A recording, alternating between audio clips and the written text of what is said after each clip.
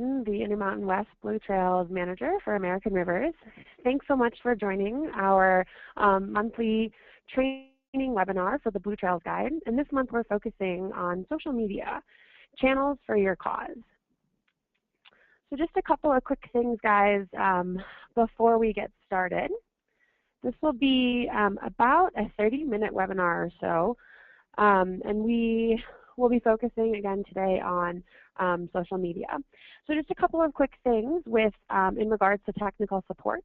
If your connection is lost, I would recommend first logging in with your unique web link and passcode that was provided to you when you registered with GoToMeeting. Secondly, just so you know, the webinar is being recorded and will be available to be viewed on our Blue Trails Guide website at bluetrailsguide.org/blog on Friday the 23rd, so this coming Friday. And finally, if you have any questions in regard to this webinar or any other webinars or trainings that we've held in the past, please feel free to reach out to me directly.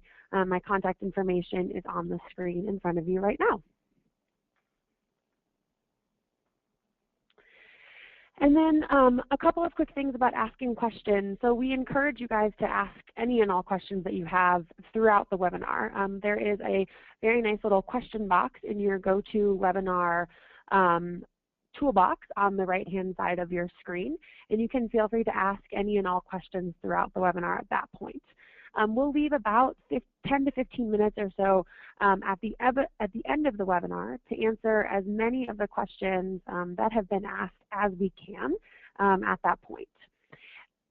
Any questions that are not answered, as well as all of the questions that are answered, will be available on the Blue Trails Guide website, both the questions and our answers to them in the community forum, so bluetrailsguide.org/forum, and those will be up early next week. So that is just about it with all of the question components. Again, I encourage you to ask any and all questions that you have. We've got a couple of great experts on the line with us who will kind of do their best to answer every question that you've got. So with that, I'd love to turn it over to my colleagues, Devin Dotson and Jeff Wiedner, who are social media and online experts for American Rivers. So Jeff and Devin, I will pass it on over to you guys. All right. Hey there. My name is Jeff Wiedner. I'm the director of the online community for American Rivers. And I'm looking forward to talking with you guys about social media on this. We're planning on keeping our talking portion short because we want to hear from you guys and have plenty of time for questions. So some of the things that we'll do is first of all, we want to provide a quick overview of social media, and then also talk a little bit about how and why we use social media at American Rivers. Then kind of go over some of the important sites to check out, and then also ways to engage folks and get a little bit more tactical at that point as well. So why social media? This is kind of the hot topic overall is, you know, why should you care? Ultimately, it's the place where people are. Social networking is the top online activity in the U.S., with the average American spending about 37 minutes per day on social sites, and that's just an average for folks as well, right? Because the millennials in particular spend much more time online. Sometimes there's reports of up to 18 hours being spent online, which is kind of a crazy number to think about when you also try to factor in things such as, you know, sleeping. So according to this latest CrowdTap study, they consume almost all of their media online as well. So much of the content that they consume is stuff that is curated and, you know, tracked by their peers. And the way they do that is through social sites as well. So they spend a lot of their time connecting with people online, connecting on social sites, and sharing information that they find interesting as well. So ultimately, you know, what it means is that if you want to get your message out, you really have to be on a social media website in order to start to get people's attention. So why is it important? the social media is not only where people go to find and connect with their friends, but it's also where they want to connect with their favorite causes. People want to support their causes, so the first thing they do is they look for them online. According to another report by Wagner Edstrom, 47% of Americans learn about causes through social media. On average, 55% are likely to support a cause through social media, and 50% actually take the time to like a charity on social media, in particular like on Facebook, because they want to publicly display their support, which is a great opportunity for us as well, because people who engage with nonprofits via social media, as you can see on this chart, they're willing to be inspired to take another step. So people who engage with you on social media, I mean, look at those numbers. 59% are willing to donate, 53% for volunteering. This is after they've connected with an organization on social media. So this is a great opportunity for us to connect in deeper ways to folks that are interested in our cause.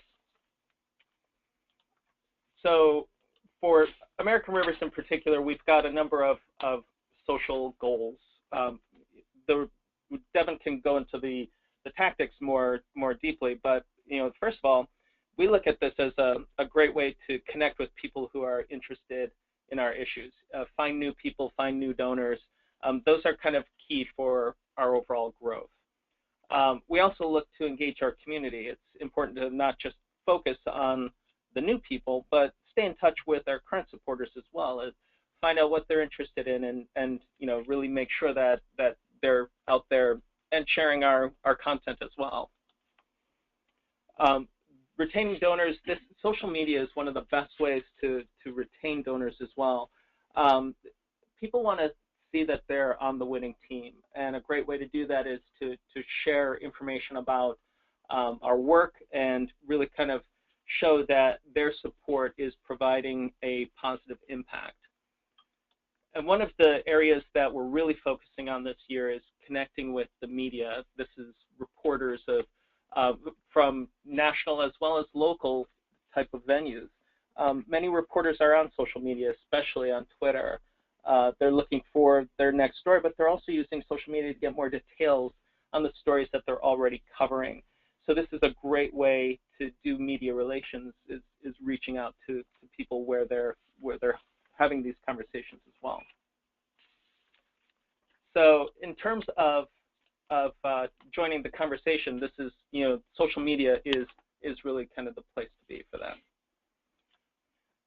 So a lot of folks probably are curious if when considering there's only so much time in the day, and social media and being online is a bit of a challenge for a lot of organizations.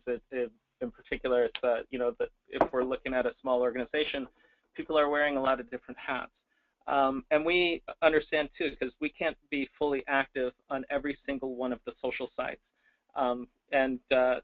So what we do is we take a look at what other groups are doing and where they're placing their emphasis as well. If you look at the chart, you'll see that most nonprofits focus on Facebook. It's not a surprise, considering that there are millions, if not billions, of people at this point that are actually on Facebook and active on a monthly basis. We focus on the top two, Facebook and Twitter primarily, but we also maintain a presence on YouTube and LinkedIn, because that's also where a number of our folks are as well. We've built a community, and each one of these channels has their own kind of strengths and weaknesses, and I'll let Devin talk a little bit more about getting technical with that. Perfect. Thanks, Jeff. Hi, guys. This is Devin Dotson.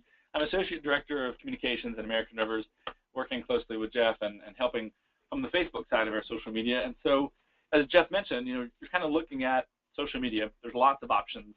As he just showed, kind of in a nonprofit survey, which ones are the most important, or at least the most used. And if you look at it just from the number of users to say, well, why are they there? I think that can be a really powerful story. So if you're looking at total number of users right now, Facebook far and away has many more than any other social networking site, especially when it comes to active users. And there you see 757 million daily users. That's not the number of people signed up. Those are active users on a daily basis of Facebook. Twitter gives theirs as monthly users. That's 284. And I included YouTube just to get a sense of scale. As he mentioned, it's a definitely different platform, and I'll talk just a minute about kind of its benefits and cons. But it does have 1 billion users. They don't break it down and give you as much explicit information as to how often people are using them. But I think many of you would agree that if you just generally think of where would you go for video on the internet, YouTube's the one that comes to mind. So kind of looking at those in sequential order as obviously Facebook having the most people, if you're only going to focus on one or two, starting with Facebook and then Twitter, probably would make the most sense.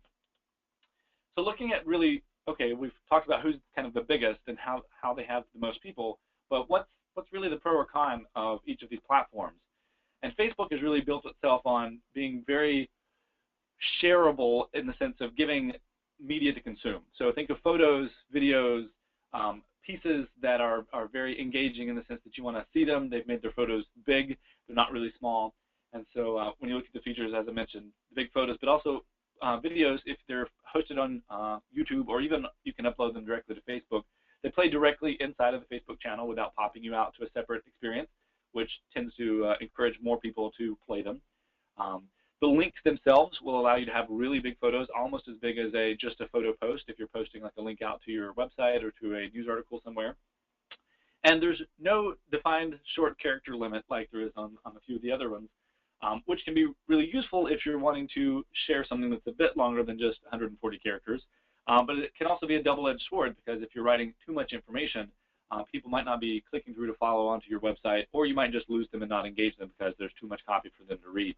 So that's kind of both a blessing and a curse from Facebook's side. And Twitter alternately really forces you to hone in on your key message. It's short, it's 140 characters. You've really got to get your point across and do it succinctly. And the really good new feature that they've updated is that it now has photo and video previews inside of Twitter as well. So before it was really bouncing you out of the experience, out of Twitter, to go look at these items, and it's not anymore, which I think is really changing how people use Twitter for sharing media, not just links and status updates. So it's kind of something new to be aware of if you're not a frequent Twitter user. That's definitely upgraded the experience when it comes to media. And finally, kind of looking at that third horse there, YouTube, it is completely video. And so that can be really awesome if you've got capacity to shoot some video, and that can even just be on a smartphone. We've seen that people are equally happy to interact with, engage with, react to video that's been shot just by somebody out in the field at a project site or something, and they've held up their phone themselves and did kind of a selfie video, or they've had somebody maybe hold the video and record them and just say, hey, here's where I am and here's what's going on. It doesn't have to be professional. So if you've got any sort of capacity or interested in it, YouTube can definitely be interested to set up a channel. People can follow you, so anytime you post a video, they'll get a notification, most likely even via email, saying, hey, this person you followed has uploaded a new video. So you can curate a little video channel there, and that's kind of, as I mentioned, a mixed bag. You may not have capacity for that to be something that you can really focus on up front. You definitely could and should, I would say, still try to set up a channel so that you're present and that no one else maybe grabs your name if you have a name that might be grabbable by someone else. But I think that's going to be a really weighing subject for you to kind of figure out how much time can you invest in it, especially since it's video only. So we'll kind of come back to YouTube and video in just a minute. So if we look kind of at each one of these platforms separately, looking at a few kind of best practices or tips or things you can do yourselves to try to figure out what works best for you. Obviously, if you're posting, I think one of the things I didn't actually write, but if you're present and you're going to actually try to grow a community, you need to be present. You need to actually post some items and or retweet or repost, but things need to happen on your channel. And so if you've signed up but you only tweet once a month or you only post to Facebook once every 2 to 3 weeks, that might not be frequent enough for people who follow you to actually see stuff showing up in their feed and interact with you and engage with you. And Facebook, I know itself, has an algorithm that not everything that someone follows shows up in their own home feed. And so if you only post infrequently and they aren't accustomed to interacting with you and engaging with you when you post, your items will actually show up less. And so it's kind of if you're going to commit to it, you have to figure out what's the sweet spot of how much time can you commit to it. You obviously don't want to swing too far and devote all of your time only to social media. It's not the one-stop shop for everything, But I would say if you're going to be present, you need to post at least, if not once every day, once every few days if you're a small group, just to be still saying, hey, we're here and we exist and we're working. So aside from the actual posting, what really works? What have we seen that works, and what are we seeing from other people that works? A really important thing to remember for Facebook is that your only interaction options are like and share. Like is very different than other social media platforms sometimes because it denotes a positive reaction to something. The word like tends to mean, hey, I like this, it's a good thing, I support it. That can be really tricky if you're working on an issue that you're on the opposite side of the story. If you're saying that something horrible has happened, that can sometimes be really difficult for people to engage with a like button because they don't want to like it. And so a really good tip is to say, when you're going to post something that might have a negative connotation, remember this in your wording and end your post with a way for people to demonstrate their support for your side of the issue by saying, like this post if you support our side of the issue sort of situation, as you really want to give them that opportunity to engage with you on this, but you need to remember to do so in a way that they are wanting to engage with you. Similarly, you need to vary your post types. Even in Facebook, as I mentioned, you can do a photo post where you're uploading a photo directly and then typing a caption or a little cut line to go with it. You can post a link itself. If you have a little link you can copy to a news story on a website, a blog on your own website, something like that, and post that in. It'll come through as a link that is shared. But you can also do a text only. It doesn't have to have a photo or a link. Maybe you've got an inspirational quote or a really cool pull quote that your local congressperson said or your city council person said, and you just want to share that. And you've got video. And the idea behind sharing different types is that Facebook does treat them separately as far as how often things show up in people's feeds. A while back, they had a really high algorithm for anything that was text only, got preference over links or photos or videos. And for a while, things that were text only were showing up much more frequently in people's feeds. Obviously, I would not suggest doing all of one of any of these. You should try to vary it and do some of all four. And it doesn't have to be, if you're posting multiple times a day, you don't necessarily have to have one of each of these four every single day, or you don't have to go through a specific pattern. But just try to remember that, hey, there's more than one way to share stuff. And I would really encourage you to try to work that in and vary your post types. And an item that we've seen show up for a few partners is that when they set up Facebook, they set it up as a personal account. So they subscribed as if they were John Doe, but they replaced the name of John Doe with, say, X River. And it's a personal page, and that really limits the amount of control that people have to find your page and interact with it if it's a person, because Facebook is thinking that they're a friend, and it really doesn't allow you as much control as far as scheduling things that the items, analytics, the items that a page naturally gives you. And so if you're not even familiar at all, if you don't have a Facebook page and you are unsure where you are on this issue, you need help, definitely let us know. We can kind of point you toward the direction on the Facebook help section on where to make sure you're posting or setting up your page as a page instead of a personal account. But it's something to take note of when you're first starting, or even if you've already started and maybe you're not seeing as much engagement or tools as you'd like, it might be time to transition and set up a page and then move your people over from one to the other. So kind of rounding out Facebook and some things that work, messages that we've seen, themes and content pieces that we've seen do particularly well.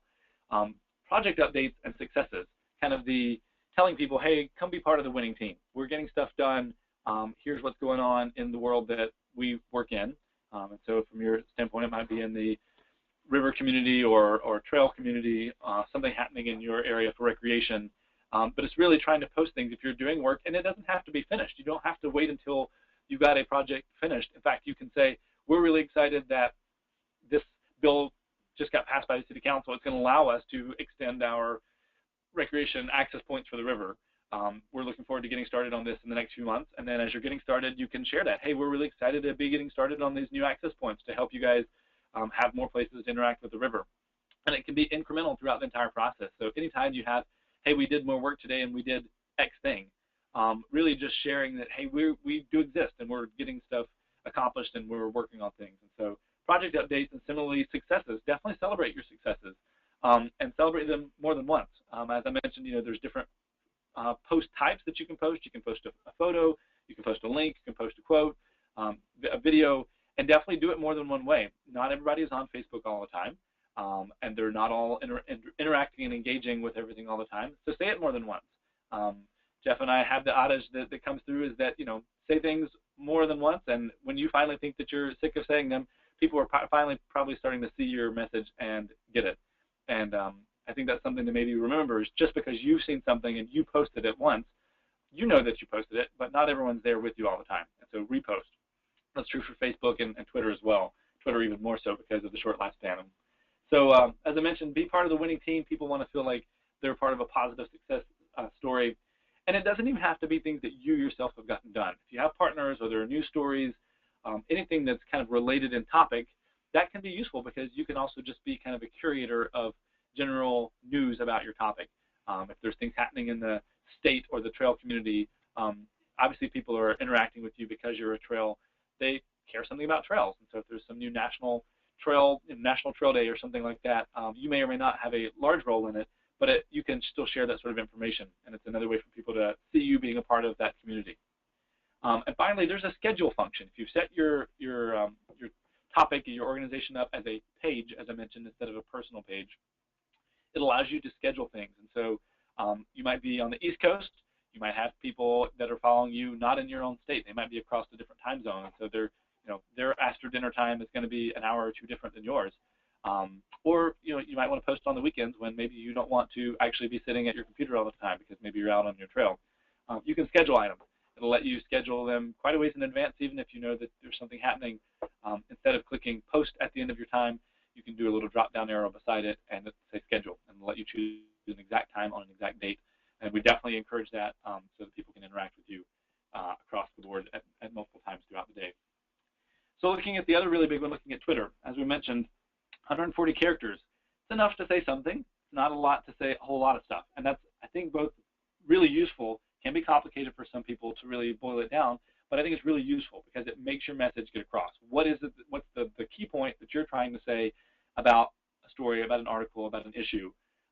You can use abbreviations. This is totally acceptable. Instead of writing out your state name, you can use your postal abbreviation. Anything like that that really helps you share your message without being too intense as far as total number of characters is totally fine. And it's acceptable here. Even very large, very formal individuals on Twitter use abbreviations. And you can find common abbreviations very quickly on a Google search if you're not really familiar with them to kind of use the standard ones that are happening throughout the internet. And post and repost. Twitter has a short shelf life, as I called it, as in things happen quickly on Twitter. News that happens and comes across someone's Twitter feed can, in a matter of minutes, be pushed far enough down that they don't ever see it. And so using that scheduling feature of posting, reposting, it could be the exact same message posted over different times and different days. You can reword it sometimes or share it in a slightly different manner. But the key really on Twitter is to be present and to repeat. You definitely want to be part of the ongoing stories so that if someone's not happen to be on at 10:05 a.m., maybe they catch you at 6 p.m. or on the weekend at noon. And so I would say definitely on Twitter it's important to be present frequently, and you can repost the exact same message if that's useful for you. Jeff mentioned that one of the things that we're really trying to use social media more of is to connect with reporters and media and people who are telling the story that are not ourselves. It's a different sort of messenger. And there's a lot of reporters that are using Twitter to share their own stories, but also to find stories. They're using it to scout out potential topics, to connect with people who are working on those issues. A good place to start, your local newspaper or your regional or state newspaper, if there are people that you're seeing that are covering related sort of issues or topics to your work, follow them on Twitter and interact with them, engage with them, retweet their stuff when it's relevant, or send them direct messages and let them know that you exist and you would love to talk to them sometime about your project or your goal. Messages, again, kind of wonky can work. Don't be afraid to try things on Twitter. We've definitely seen some very scientific sort of reports do just fine and work really well on Twitter. And so if you've got it and it's relevant to your topic, share it, try it, see if it's working or not. You can always adjust and share more or less of that topic or story going forward. And follow and retweet related people in groups. If there's other partners that you work with or they work on similar issues, engage with them. So as Jeff mentioned, there's a lot of social media platforms. There's Tumblr, there's Instagram, there's Pinterest, there's so many pieces. And really, we would suggest that choose 1 or 2 to start with. Find out how that works for you. Engage with people. Try to grow your story on Facebook and Twitter. We would suggest specifically, and see if it's working or not, and see what's working well with your people. You might find that photos in particular are working extremely well, better than any other thing you work on. And maybe that's the time when you look at one of the photocentric sites like Instagram or Pinterest. If you've got something there, you could try it. But really, we would say, try 1 or 2 to start with. Don't try to sign up for 5 or 10 or 15 and be present on all of them, because you're probably going to spread yourself a bit too thin and not be super successful in any of them. And really see what value they're giving you. Yeah, and one other thing to think about with some of these platforms is that it's not a bad thing to experiment with testing messages across each, but also repurposing. If you have a great photo, definitely you would post it on Facebook, but share it also on Twitter, and if you're on Instagram, go there, and so you can repurpose a lot of the content. The thing that you should just make sure that you do is that realize that each platform kind of has a slightly different way of interacting with you, and for example, our Facebook page has a very different audience than our Twitter followers, and so we use a much more general, project updates type of information on Facebook, whereas we have a slightly more technical audience following us on Twitter and reporters, so we're okay being much more wonky in the way that we describe things as well. Hey, we can turn it over to you if there's questions that have come in. Awesome. Yeah, well, thank you guys both, Jeff and Devin, for the really awesome presentation on social media. I know that I continue to learn more every time I talk to you guys. So thank you again. And to all of you out there, I would encourage you guys now to ask any other questions you guys have. We've had a few come in, but I would love to have this time for you guys to kind of get a little bit more information from Jeff and Devin at this point if you have other questions. So just a reminder, guys, we will have additional time after the webinar for you guys to ask more questions for Jeff and Devin. They will be participating and engaging in our community forum, which is at bluetrailsguide.org/forum after the webinar. So you can feel free to ask additional questions about social media at that point if you don't have those questions right now. And then again, as I mentioned earlier, a transcript of all the questions that have been asked, and then the answers will be available on our website this Friday after this Friday. So let's just jump right into the questions. We've got a few minutes that we can spend on these. So our first question is, what about kind of specifically geared towards Instagram, and whether or not that is an effective platform for nonprofits, or have you guys and have American Rivers sort of experienced that not as successful? This is Jeff, and I would say that Instagram I think has a lot of potential.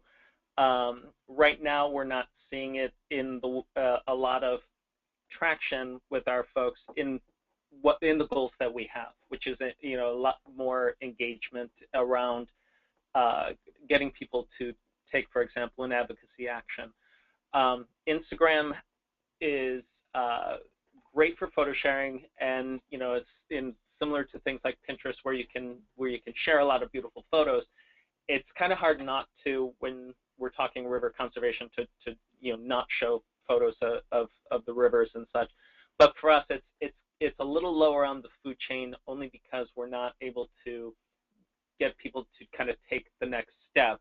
At that, they can click, kind of a like, but they're not necessarily going to click through to your site as much, which is something that is of interest to us.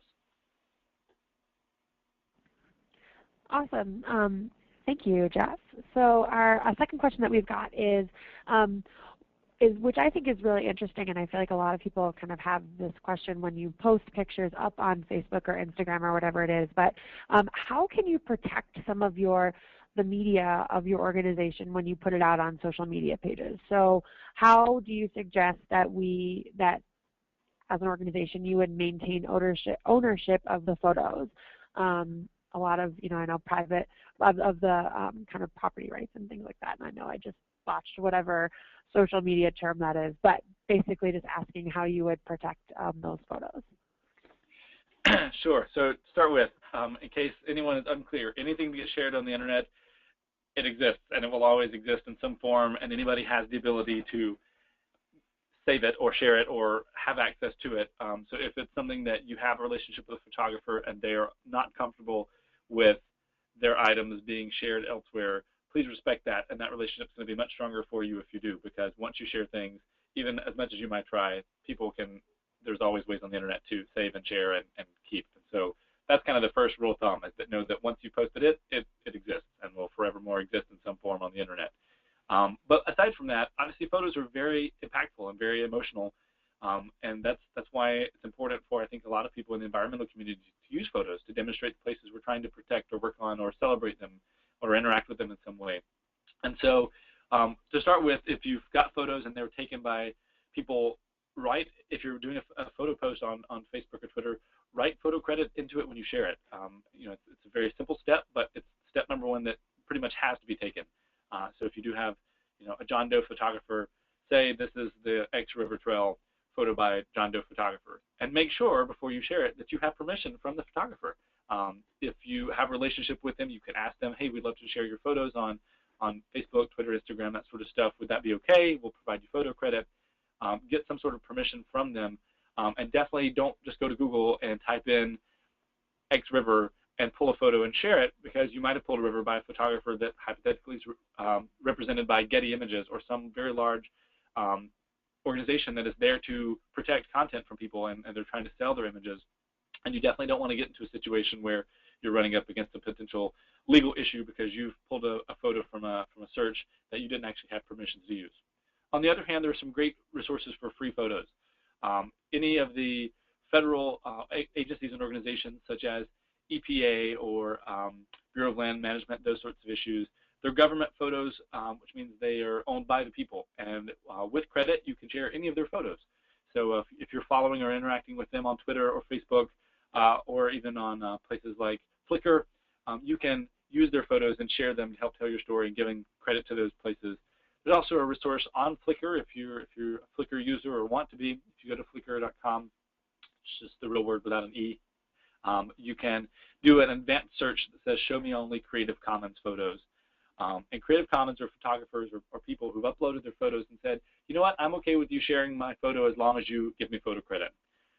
And you can use those photos to share your story. Again, just make sure that when you're posting it, you share that photo credit so that you stay inside the rules regarding Creative Commons usage. Awesome. That was really helpful. Thank you, Devin. So I guess we've got time for a little bit over. Let's just have one for one more quick question. And that question would be, I've struggled getting my Facebook page liked by other organizations and having others repost or comment on different topics that I've posted up there. What are some suggestions for getting new followers? The first thing I would suggest is connecting with people on your email list. Let them know that you're on Facebook, and or ask them a question to try to get them to engage on Facebook, or around a particular issue.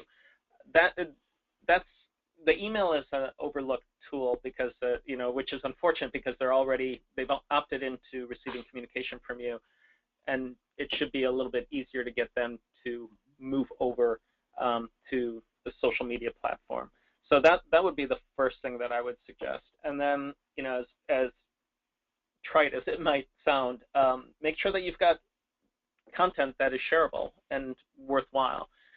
A lot of times if it's not being shared, it's something that is not engaging with your audience. And so it's, the Facebook is a great market research tool. By connecting with the folks on it and testing different ways of communicating with them, you get to see in real time what's working and what's not, and how you should kind of make adjustments to your messaging overall. Yep. And definitely the tip about trying different sort of posts is very integral when you're trying to start off. You might find that photo posts up front do a lot better than a link out to a news article. And definitely that's something to try to figure out. We talked about photos there for a minute. And you can also find photographers on Facebook or Twitter or LinkedIn and follow them and interact with them, because if they posted something on that platform, you can retweet it or repost it to your own.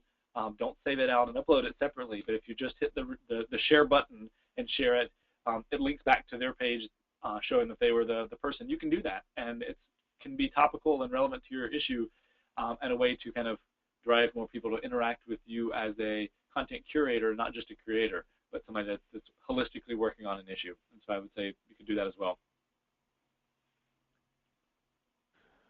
Well, awesome. Well, thank you so much, Jeff and Devin, and all of you for listening in to our social media webinar today.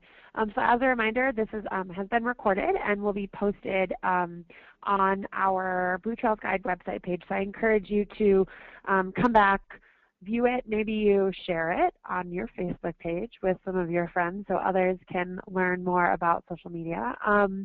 Otherwise, please feel free to ask additional questions in our community forum after the webinar has ended.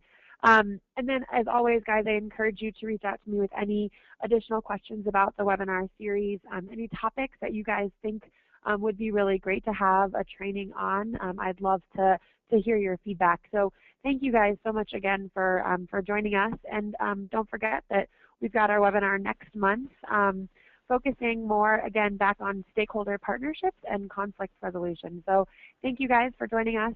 Have a great rest of your Tuesday, and we'll connect soon. Have a good one, guys. Bye.